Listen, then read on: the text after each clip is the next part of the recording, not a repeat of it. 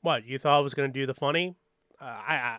Guys, not every video doesn't need to start off with a dumb bit, and not every video needs to start with a dumb bit. All right, I've done many of them before. I know it's my signature, but okay, I'm just gonna say it right now. Like, it doesn't have to. It doesn't have to. All right, it doesn't have to. I am unique.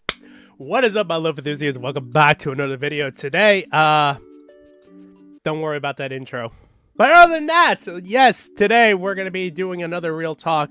And we're going to be going over a few subject matters here that are interesting and also quite, I kind of like a lot. So, yeah, let's actually get this started right here. Oh, we are not going to play the whole thing, so we're going to mute that really quickly. But, yeah, like, it's interesting, like, to see all this kind of stuff. Hinders out, you know, there we go. Pretty cool. Anyway, we're going to start with this. And I think this is quite interesting. So the Sony State of Play has actually started out, and that was yesterday. I didn't really do a reaction. I didn't have time, and you know, this would be a good video topic to talk about, especially if we're just gonna summarize it. We're not gonna go through the whole thing. I mean, we are, but just cuts and shorts. But essentially, our first game right here that we have is good. It's called I have my notes here. Exoprimal. Now, I'll be honest with you, Chief. This game looks fire. It looks fire. I actually thought this was Dino Crisis. I was like, wait, Capcom, we're bringing back Dino Crisis? And I was like, no, this is not Dino Crisis. This is definitely not Dino Crisis. This looks very cool. I'll say that much. Yeah, I'm in love with this game. Like, I think this game is pretty saucy, pretty damn cool. And, you know, it is what it is. And definitely, like, it's like you create your own custom character from the looks of this right here. And yeah, that was actually really dope. The next one they show off right here is Ghostwire Tokyo. And, you know, the game is about to be out. But what's really cool is that this, as you can see, there's subtitles. It's the whole reason why there were subtitles, because we've had the game in English dub. I think this is officially the first time they showed us that it has Japanese dub, which is really cool because obviously the whole game is based in Japan. So, you know, it's super cool to really see this. And, you know, it's something that, like, I wasn't really expecting, but at the same time, I should be expecting it. You know, it's just like when you have your hands on it, it's like, oh yeah, there should be Japanese dub, but there isn't. But this one does show that, like, there is, so it's really dope, and I'm very excited to play this. I'm not gonna play it on release for certain. I don't have the funds to do that. But you know, it is what it is. And also, as we were skimming through, because this one was really short, is that they gave Strangers of Paradise Final Fantasy Origin, which is like this weird Devil May Cry hybrid type of game, like a release date, which is really dope. And isn't it coming? It's coming out, yeah, March 18th, 2022. You know, I'm cool with it. I like that. And you know, like, I've always been a fan of these type of games where it's just like hack and slash. Yeah, this is gonna be the same thing. I know essentially this is kind of my reaction towards it, but real talk, like, you know, I get to do what the fuck I want. And the next game they're going to be showing off over here is actually Forspoken. And I have a weird history with Forspoken, just for the sheer fact that, like, I will, when I first saw it, it looked cool. It looked interesting. I think that's the right word. It looked interesting when I first saw it, and I wasn't really interested. It was interesting, but I wasn't interested because I didn't have a PlayStation 5, and, you know, now I do. But again, like, I had to go to Kingdom Come to get this fucking thing. But, bottom line, now that I see this, and I know this game got delayed. It got delayed to new date of October 11th. And it's really cool, and the things they do in here, like, that's fucking dope. I'm gonna be honest with you, if I can, like, somersault, like go behind a goddamn dragon like that, dude, I'm in. I'm in. Like, this game looks so goddamn cool. Like, the whole concept of it looks so goddamn cool. I like Horizon for... Alright. we have to talk about this because I'm a huge Gundam nerd. Gundam Evolution. Oh yeah! So bottom line, from what I heard, this is going to be a free-to-play game, and I'm very excited because this is a free-to-play game. I saw a lot of iconic Gundams that I do like. Obviously, they have the newest one. They have Barbados in here, but yeah, as you can see right there, this is a first-person shooter Gundam game. Now, I could be wrong, but then again, I don't live in Japan, and my knowledge of like Gundam games are very small. I know the Gundam series, though not the Gundam games, but this was dope for the sheer fact that it's a first-person shooter Gundam game, and this works great. It's a cooperative, like, free-to-play first-person shooter game, and you know that people who like Gundam are just gonna be buying, you know, the actual guns they want to play with. I know there's fucking Wing Gundam right there. God damn it! Like, they got Barbados. They got the RX-87. Is it? Wait, is it RX-87? Oh no, I'm fucking up here. Ah! Oh Jesus Christ! Thank God I'm not dumb. I am so happy I'm not that dumb. It is called the RX-8. Wait, 80. Oh no, I am dumb now! I swear, I thought I knew my shit. Bottom line, you could play with the RX-78, so I'm pretty happy by that. This game is gonna be fucking great, and I can't wait to play it. Also, we'll have a network test in spring for Japan and the US, obviously. The two big markets for this goddamn game. Now, this was really cool, and I'm actually... I was so confused. I didn't know what I was looking at, and I was like, wait, I played all these games. Dude, they have all the TMNT 8-bit games. 8-bit, just all the classic games from the NES, SNES, not the NES, the SNES, and you can see right there. All the beat 'em ups, like this game, like the Cowabunga collection. Holy crap! This was like that is so dope. Like, I grew up with these games. Like, the fact we could play Turtles in Time! The original Turtles in Time! Oh my lord! I'm in! Like, they have the arcade game, the Turtle, yeah. Oh wait, they do have that! Turtles in Time. Yeah, wait. Wait, what games are in here? Back from the Sewers, Fall of the Foot Clan? Oh my, Manhattan Project. Yeah, they have a lot of them here. Like, I'm in. I'm super in for this game. Like, it is coming in 2022. When? I don't know. But I'm very excited. It says PS5 and PS4 down there. I don't know if they're gonna do anything else with any other systems, but I assume. And here's the next one. It's this weird, like, I think this is a free-to-play game. I didn't hear anything about that, but it's called Giga Bash, and it's a kaiju type of game. I don't think this is free-to-play. This looks like the type of game that would benefit from being free-to-play, I assume, but if it isn't, it is what it is. I'm not gonna lie. All right, so we got to talk about this. They're breaking back. No, keep it up, Balkan! Who's started button? They're remaking the game for current gen consoles and also on PC. This game does have a history, and what's very interesting about it, and I'm gonna be stressing this enough while the video plays, and I'm probably gonna repeat it. This game, I'm not going to lie, had a very limited release in the US. You were only able to grab from 2 locations back then, and those 2 locations were Amazon and also the Namco store. The Bandai Namco store. And this game was very fun. Now, this game was meant to advertise. And it was also, I believe, for a celebration for JoJo in general. But it was mainly to advertise the new anime that was supposed to come out, which was JoJo's Bizarre Adventures Stardust Crusade. Stardust Crusade. And that's why Jotaro is the main cover art of this particular game. Hold up, I have the game. So yeah, this is like the US box art for the game. And the Japanese one does look a lot different. and it looks like they're going to be using the Japanese art style, the Japanese box art style for the remake, which is cool. But I'm gonna say this right now. Oh yeah, here's the what the Japanese version of it looks like. It's just like this guy with, you know, JoJos with the name on there, plastered besides this. But yeah, this was exclusive through Amazon and the Bandai Namco store. And depending where you got it, you also got like 2 different characters.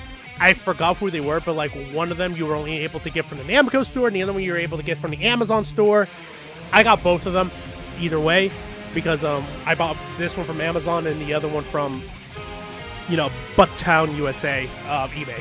But it's cool. It's super cool to have this game come back. I love this game. And this game, and I'm gonna warn you right now, I'm gonna really stress this out. When this game came out, this was the one way to experience the JoJo, like, all the way till Part 8. Part 8 was just started, alright? This is back when I was in high school.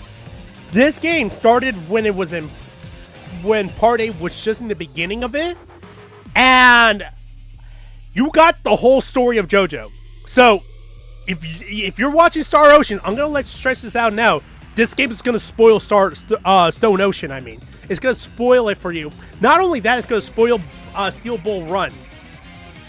And that's how I got the fix of the JoJo story. Obviously, this is more condensed, and it doesn't tell the whole thing that everything happens, but it gives you the broad an idea of what happens. And because of that, I love Steel Bull Run, and I read it, and Steel Bull Run is definitely my favorite arc.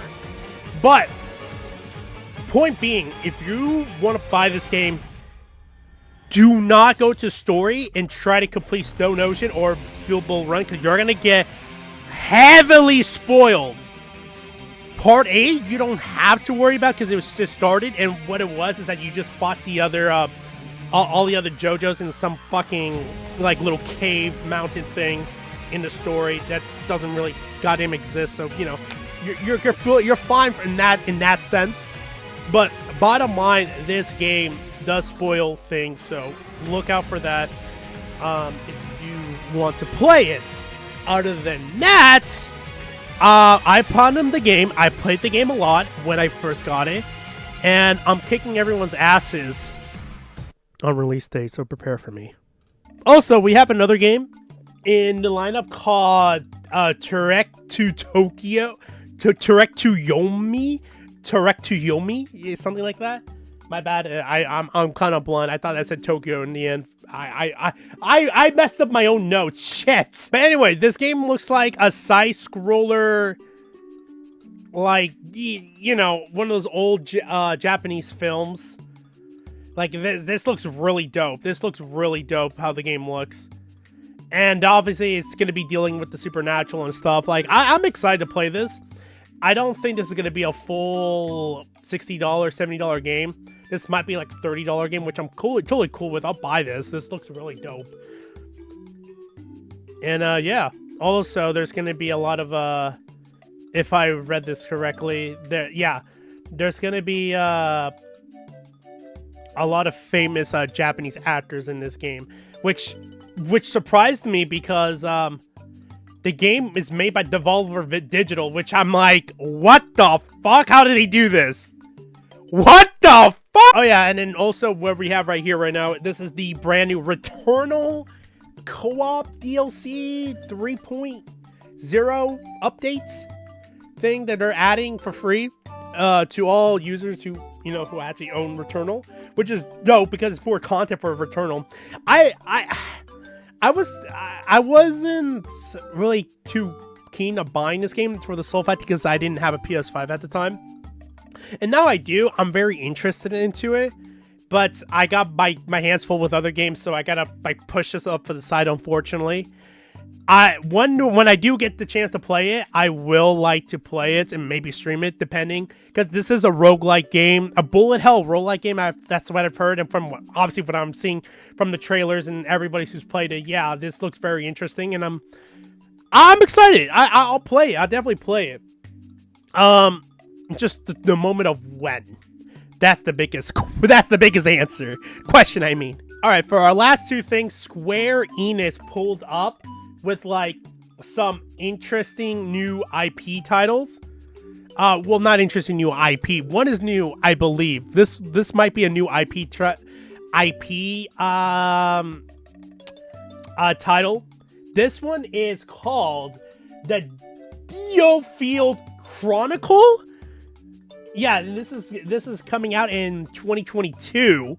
And what I get from this looks like a tactical game in the same vein of Fire Emblem. Yeah, look at this. This looks really cool, but it obviously is a lot different. This looks so dope. I'm digging what they're doing with the game, the art style. Not only that, the gameplay and how the perspective. This looks so dope, dude. This looks so goddamn cool, and I'm so down to, dude. They're just look at this fucking game. Yeah, it looks like a tactical game too, as you can see. So I'm so down to play this. And I can't wait because this looks like a really fun game. And, you know, I'm totally down. I'm totally down for tactical games like this. Like, this is really cool. Oh, yeah, and there's the name. Yeah, I think it's called the Diofield Chronicle. That's what it's called, right? I'm not that stupid. I know it was chopped on the head when I was a child, but fuck. Anyway, here's the next one. And this one, I didn't know what it was until I saw the title. And I'm going to give you guys some background on this one because this one is called Valkyria Elysium. Now, I didn't know this, but when I saw this, the title, I had to look it up as well. Apparently, this is a series in Square Enix's like library that spans from 1999, and it's part of the Valkyria series. And I don't know much about this. For the sheer fact, and this is because of me being a small child when this game was released, this game series was released. This game had multiple different sequels, a DS game, two PS2 games, I believe, something like that, and also I believe like a PS3 game or something like that. I looked it up. I don't remember what consoles they were, but bottom line. There's a lot of people who are excited for this, that they're getting a new Valkyria game. I didn't know anything about it, and when I saw this, all I can say to, like, she's cute, she's doing the Naruto run, and she's anime as fuck. We're playing the game. Is that a justifiable reason? God damn it! But yeah, that's Valkyria Elysium. That's how you say it. Yeah, it is Elysium, okay. But yeah, that's basically it for the state of play, and it was pretty cool. I liked it. But we got to move on to other things now. All right, so we also have this right here, and if you haven't actually heard this already, this is basically the final the final chapter to Dr. Stone, chapter 232. Now, I didn't know that Dr. Stone was ending, let alone I stopped reading the manga. Basically where the second season ended, and it was really cool, but like I've always wanted to go back and read it, and I did like look at the last chapter just to see what it was. I'm not spoiling anything if you guys want to read it and get to know what it happens, but I'm gonna say this right now, what a funky goddamn ending. Holy shit, it's just kind of out there. But bottom line, Dr. Stone ending is a triumphant because literally, like, this whole series it made science look fucking cool as hell. And I like that. That the fact that, like, it made science look really cool. Obviously, I assume there's, like, some type of fiction to it. I don't know the 100% of it. Especially what happens at the end of this chapter. Dude, that's totally fucking fiction. There's no way that could be real. But it's cool. It's a cool Shonen Jump series, and if you haven't read it, and if you haven't seen the anime, go give it a shot. There's 2 seasons. The manga has just ended. There's no reason to get into it and not learn a few things about science. This whole series was so cool. I do highly recommend it. It's fun. It's a fun series, and if you enjoy that kind of stuff, and you enjoy, like, a series that basically literally set in stone from beginning to end, was about science and how to progress humanity from basically nothing, this is the series for you, okay? This is the series, and I highly recommend it. All right, so it is Mario Day. It is Mario Day, if you say it like that, you goddamn imbecile! Yeah, Mario Day. It is happening right now. Today is March 10th. So there's a few things I do want to go over here, but this is one of them, and it does involve the game deals. Now, what I have this pulled up is from GameStop itself, and I'm going to be honest with you, you do not have to look at GameStop for your deals. This is just an example of it, and you could understand the pricing of things. But yeah, there's a lot of games that are on sale right now for $40 instead of the $60 price tag. Man, they should just put Mario Kart 8 Deluxe at least fucking $20. Like, give us a fucking bone. This is like the best-selling Switch game of all time. What the fuck? Just giving us a fucking bone here. Anyway, bottom line, there's a lot of games on here that are on sale, and I'm gonna pick up a few of these. I don't think it depends where you go, because I know Mario plus Rabbids Kingdom Battle is $14 here, pre-owned. No, the new copy is $14. The pre-owned is $13.99 USD. But here's the thing: in the Switch's eShop, it is $10 to buy the game, and then it's an extra $5 if you want to get the gold edition with all the DLCs. So, you know, if you want to spend $15 on the physical copy on this game, just the base game, or do you want to spend $15 on the complete version of the game that's digital? It's up to you, your preference. I'm gonna go with the digital one because I don't need a physical copy of this game. I don't even know if I'm gonna like it that much. I know a lot of people do, and a lot of people are gonna like play through this game a lot, and that's cool. That's cool. And you know, the game got a sequel is announced, and I do want to play it before him, so this might be my opportunity. But yeah, there's a lot of games on here that are on sale. So you have also Mario, Sonic, and Olympic Games Tokyo 2020, Mario Tennis Ace, which I heard was mediocre at best. Super Mario Maker 2, that's a bot right there. Yoshi's Crafted World, pretty good game, that's what I've heard too. New Super Mario Bros. U Deluxe. This one's an interesting case, especially with Super Mario 3D World plus Bowser's Fury. I've never played both of these games, so this might be my opportunity chance to get it, so it'd be cool. I am currently actually, funny enough, playing Luigi's Mansion 3 with my sister's copy, but you know, that's how it is, and it's a fun game. Bottom line, this is your opportunity now if you want to get like cheap Mario games that usually Nintendo don't make that cheap. It's $20 less, but you know, besides the Ubisoft game Mario plus Rabbids, but you know, it is what it is. I still think they should have made Mario Kart 8 Deluxe $20. What the fuck, Nintendo? Also, to celebrate Mario Day, Universal Studios Hollywood has announced that the opening for Super Nintendo World is happening in 2023.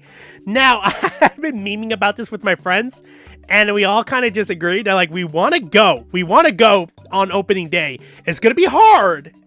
I do want to go. I'd love to vlog that because that would be super fun. Also, I gotta say this now.